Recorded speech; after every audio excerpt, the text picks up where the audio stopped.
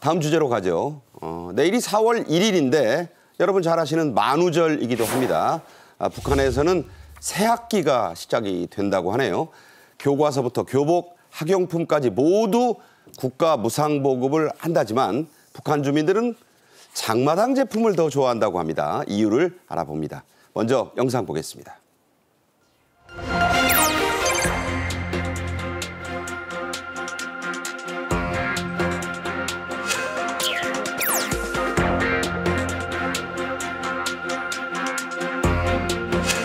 이것이 우리가 이렇게 만드는 학용품 전부입니다. 연필만 7종 들어가 있는데 있어요. 이거 색연필, 그다음에 수지대 연필, 나무 연필들이 들어가 있습니다.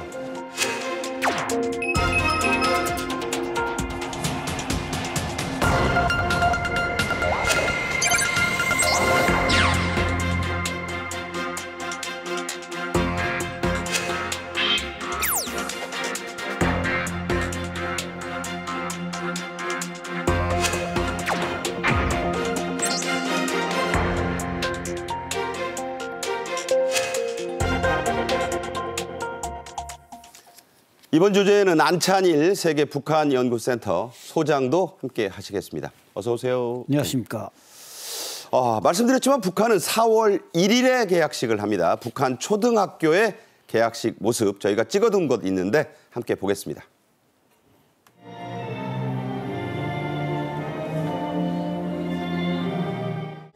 따사로운 사랑의 축복 속에 배움의 꽃 때문에 들어서는 신입생들을 교직원 학생들과 학부형들이 열렬히 축하해 주었습니다. 당의 품속에서 한 해가 다르게 성장한 우리 학생들을 보니까 당의 교육전사로서 새학년도 교수삽에서 보다 큰 성과를 이룩해서 우리 학생들을 훌륭한 학생들을 키우는 데서 자기의 책임과 본분을 다해나가겠습니다. 네, 4월 1일 날 개학을 하다 보니 북한에서는 3월 중에 대대적인 학용품 수송 작전 이런 게 펼쳐진다고요? 네, 그렇습니다. 이제 학생들에게 공책이라든지 연필이라든지 심지어 가방이라든지 이런 걸 새로 이제 입학하는 학생들에게 줘야 되니까 이 수송 작전이 아주 본격적으로 진행되고, 또 학용품이라는 것은 보통 도 단위나 이게 평양시나 이런 데서만 생산이 되지 시군 단위에서는 생산이 잘 안 됩니다. 그렇기 때문에 이걸 장거리에 공급해야 되기 때문에 수송 작전이 본격적으로 진행됩니다. 실제로 평양부터 외딴 섬마을까지 완전 보급한다고 하는데 이거 노동신문 보도인데 사실인가요? 글쎄, 노동신문의 보도를 우리가 다 믿을 수는 없지 않습니까? 그러나 그럼에도 불구하고 북한은 다 이 전체주의, 사회주의 체제다 보니까 어쨌든 새 학기에 제때 교복을 입히고 학용품을 공급하고 이런 일들이 상당히 전투적으로 진행될 수밖에 없습니다. 네, 자, 북한이 4월 1일을 개학일로 삼은 이유가 있습니다. 이게 원래 그랬다가 바뀌었다가 또 4월 1일로 돌아왔다고 하네요. 왜 그렇죠? 네, 한때는 이제 9월 1일 개학도 있었는데 저 4월 1일로 하는 목적이 좀 정치적입니다. 즉 4월 15일 김일성 생일, 태양절이었다가 지금은 이제 또 태양자를 지웠는데, 그다음에 또 2월 16일은 김정일 생일 아닙니까? 이른바 광명성절. 네, 광명성절이죠. 그래서 이 생사에 맞추려다 보니까 97년 하면 바로 김일성 주석이 죽고 나서 3년상이 끝나는 해입니다. 그때군요. 네, 그때부터 이제 이 정치적인 이벤트에 맞추기 위해서 개학 날짜를 4월 1일로 아예 못 박아버렸습니다. 네, 그렇군요. 자, 북한에서는 이 소학교라고 합니다. 그 입학식이 가장 중요하다 이런 말이 나옵니다. 자, 왜 그렇죠? 네, 북한은 지적하신 대로 이제 인민학교였다가 소학교로 바뀌었죠. 우리는 뭐였다가 우리 국민학교에서 이제 초등학교 바뀌었는데, 이 말하자면 초급중학교, 고급중학교 3년이 있고 이제 소학교가 5년입니다. 학교 전 교육이 1년, 이렇게 해서 이제 12년 의무 교육을 한다 이렇게 선전하고 있는데, 이 소학교에 입학하는 것은 그만큼 이제 학생으로서 어떻게 보면 사회생활, 정치생활을 시작하는 겁니다. 그래서 담임 선생님도 한 번 소학교 입학할 때 선생님은 그 소학교를 졸업하는 5년 동안 바뀌지가 않습니다. 진짜 선생님이 되네요. 예, 선생님입니다. 만약에 이제 선생님이 좀 일찍 결혼을 한다든지 처녀 선생님이 이렇게 되면 이제 달아나는 경우도 있지만 대체로 한 선생님이 한 학급을 담당하도록끔 하고 입학식에서는 이제 또 크게 이벤트가 진행됩니다. 시작할 때 이제 김일성 장군의 노래, 김정일 장군의 노래로부터 시작해서 또 애국가도 부르고 이렇게 하기 때문에 상당히 그 어린이들에게 사회관 또 정치관을 심어주기 위해서 입학식, 그걸 이제 개막식이라고 합니다. 개막식이라고 한다요? 예, 개막식 예. 크게 합니다. 아, 이래서 이 소학교, 엘레멘터리 스쿨이죠. 그 학교의 교육 또 입학식이 중요하다 이런 말씀인데, 자, 북한의 교과서는 무상지급이 원칙입니다. 하지만 헌책 대신에 돈을 주고 새 책을 받는 비리 암암리에 이 만연해 있다고요? 네, 그렇습니다. 한 7, 80년대만 해도 교과서는 무료로 줬습니다. 종이가 공급이 되니까. 근데 지금은 종이가 부족하니까 그 말하자면 선배들이 쓰던 교과서를 받아가지고 그걸 또 우리 또 신입생들이 쓰고, 근데 그것도 또 이제 학년이 끝나서 교과서를 받나봐야 되는데 이게 분실했다든지 이러면 휴지라도 갖다가 그 키로수만큼 뭐 교과서가 10권에 10kg였다 그러면 10kg 휴지라도 대신해서 갚아야 될 정도로. 그거 오물풍선에 담아서 우리 쪽으로 보냈는데 그렇죠. 그 휴지가 별로 없다면서요? 그렇죠. 휴지가 없어서 이제 뭐 신문 쪼가리니 뭐니 옮겨 보내는데 아마 작년엔 오물풍선 많이 보냈으니 교과서 찍어내는데 또 아마 애를 많이 먹었지 않았나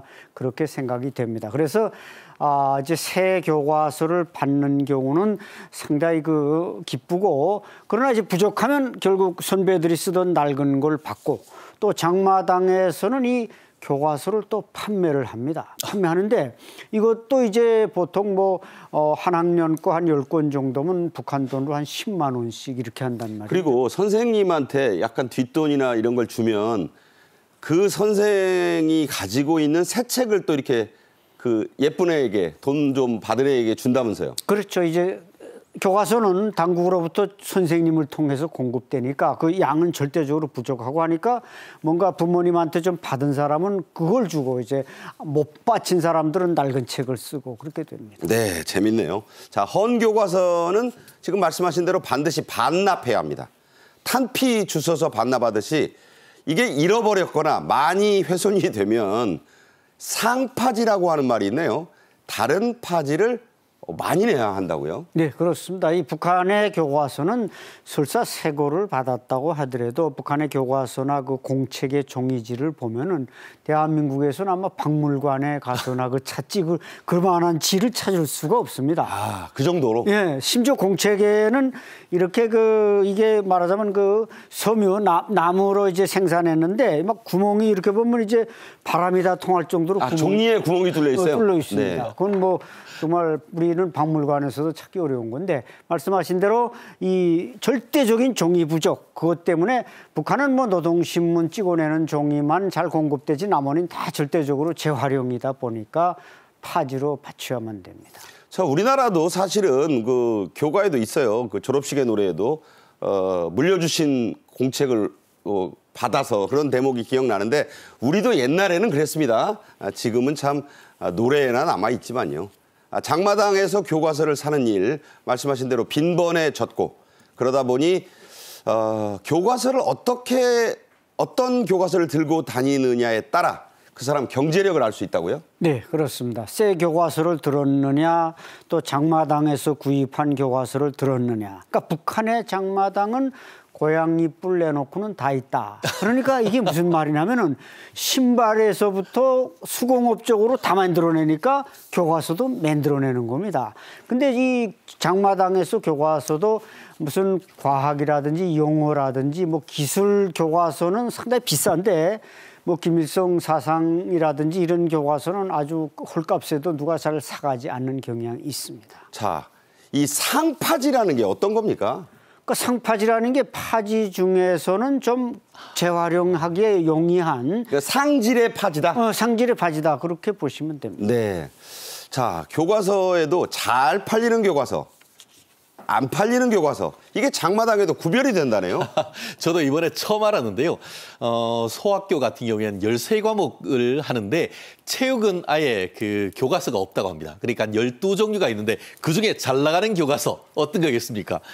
했더니만 수학, 영어, 정보기술 요런 실질적으로 우리도 관심이 쏙 가는 요런 데에 대해서는 저게 또 돈이 되고. 그렇죠. 기본 잘 공부를 해서 하면은 자기 직업하고 관계되니까 난 그렇지 않겠습니까? 이런 기본 과목은 잘 팔린다고 하는데요. 그 대신에 우상화 교과서, 한마디로 김정일, 김일성 아버지 뭐 이런 거 관련되는 교과서 같은 경우에는 사려는 부모들이 거의 없다라고 하는데요. 그냥 마지못해 배우는 거죠. 그렇죠. 그래도 어쨌든 반드시 있긴 있어야 되다 보니까 가격 흥정도 상당히 수월하다라는 그런 언론 보도가 있는 것 같은데요.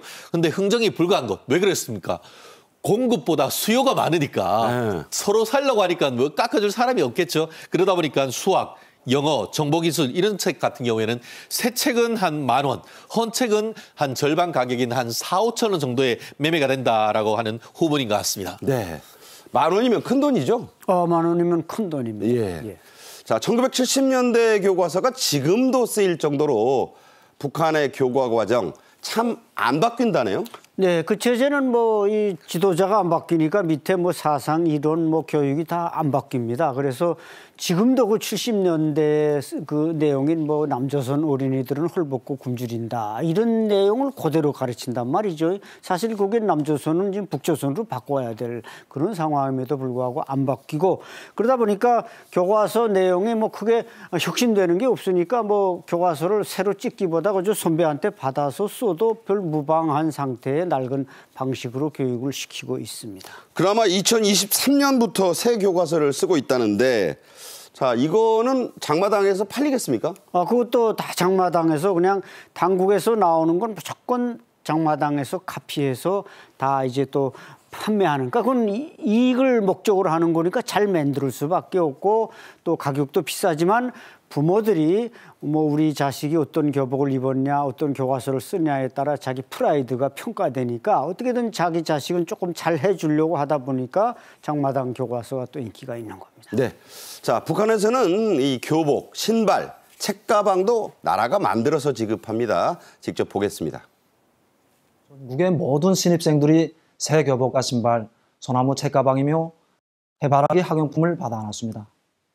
전국의 모든 학생들에게 몸에 꼭 맞고 보기 좋은 교복을 해입히시려는 경의하는 청비서 동지의 세심한 보살피심 속에서 지난해에는 우리나라 피복공업 역사에서 처음으로 되는 새 몸재기 지도서가 태어나고 올해에는 학생교복 생산을 위한 가공 지도서가 새로 시달됨으로써 학생 교복의 질은 한 계단 더 높아졌습니다.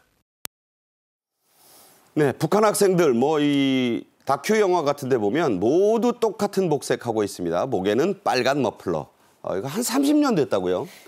네, 머플러는 뭐 이 46, 7년인가 해방 직후부터 선연단 조직을 만들었으니까 이렇게 매드로끔 강요하는데 이 교복은 아닌 게 아니라 좀 많이 좀 혁신이 됐습니다. 과거에는 뭐 헌방직으로 된 이제 어떤 작업복 비슷한 거였는데 지금은 이제 김정은 시대에 들어와서는 저렇게 좀 뭔가 티셔츠라든지 이런 식으로 원피스라든지 이런 걸로 만들다 보니까 외형적으로 볼 때는 상당히 좀 산뜻한 이런 맛이 들고 그것은 뭐 김정은이 아무래도 좀 보는 관점이 젊다 보니까 그런 데서 변모가 있었습니다. 네.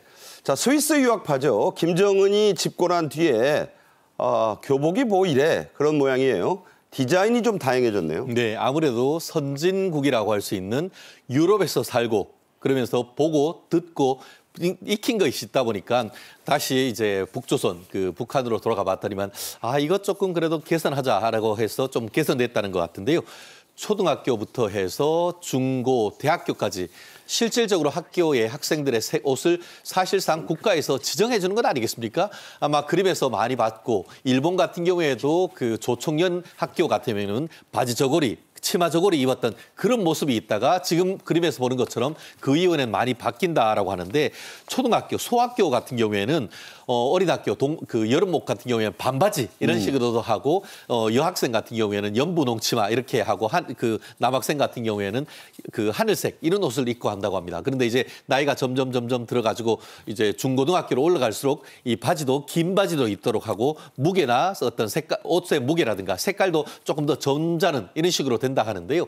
근데 아무리 이렇게 그 나름대로의 다양성이 있다 한다 하더라도 이 그 10대, 20대 얼마나 개인이 이쁘게 꾸미고 하고 싶겠습니까? 그러한 개성을 충족시키기에는 역부족인 것 같은데 그나마 그래도 김일성, 김정일 시대를 지나서 이 김정은이 해외에서 살고 왔던 그런 것으로 해서 어떤 인권적인 측면에서 조금 낮은 점 그래도 엿볼 수 있는 것 같습니다. 네. 북한 학용품의 이 대표적인 상표라는 발음이 좀 쉽지 않습니다. 룡봉 학용품 공장의 학용품 세트에 들어있는 품목들 함께 보시죠. 우리가 이게 만드는 학용품 전부입니다. 연필만 7종 들어있는데 있어요. 이거 색연필, 그다음에 수지대 연필, 나무 연필들이 들어가 있습니다. 그다음에 수채가 하나 들어가 있고, 그다음에 지우개, 크레용, 필값, 그다음에 연필깎이.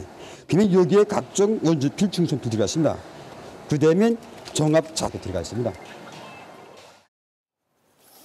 네, 품질은 어떤지 몰라도 다양하게는 들어있다 이런 생각하게 됩니다. 북한에서는 소나무표 가방 이게 특별하다고 합니다.